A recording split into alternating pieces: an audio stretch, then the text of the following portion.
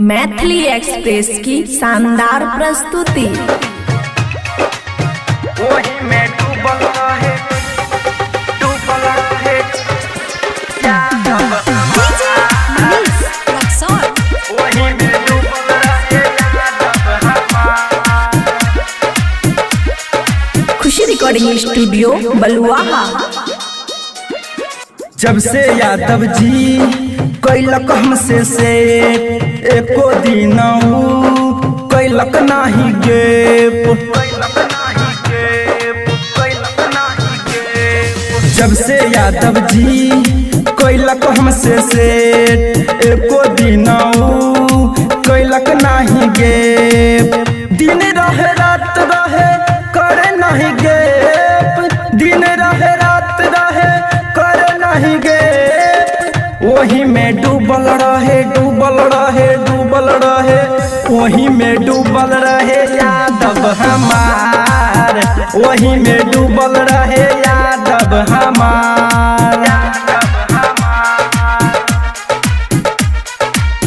वही में डूबल रहे यादव हमार।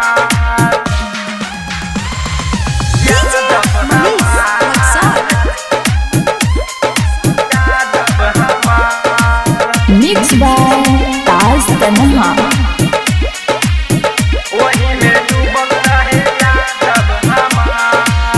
कभियो ऊ हमरा के छोड़े लाना हो छोड़े लाना हो।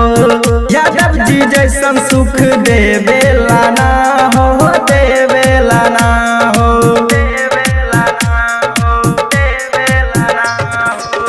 कभियो ऊ हमरा के छोड़े लाना हो छोड़े लाना हो। यादव जी जैसन सुख देवे लाना हो देवे लाना हो। यादव जी मिल जाई त खुल जाई भाग। यादव जी मिल जाई त खुल जाई भाग।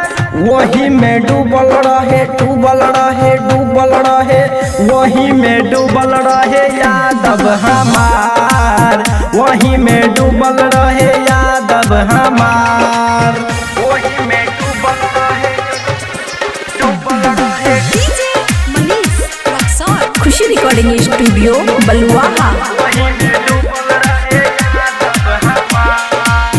हाथ पकड़ के सुता बेला हो सुता बेला हो। होठबा पर चुम्मा धरा बेला हो धरा बेला हो।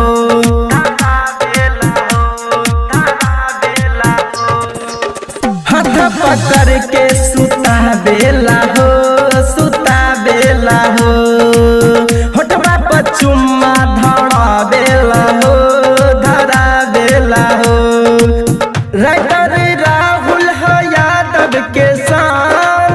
गायक कार्तिक है यादव के जान। वही में डूबल रहे डूबल रहे डूबल रहे वही में डूबल रहे यादव हमार।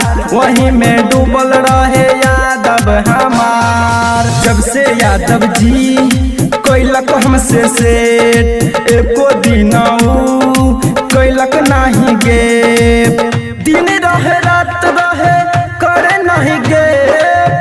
दिन रहे रात रहे करे नहीं गेप। वही में डूबल रहे डूबल रहे डूबल रहे वही में डूबल रहे यादव हमार।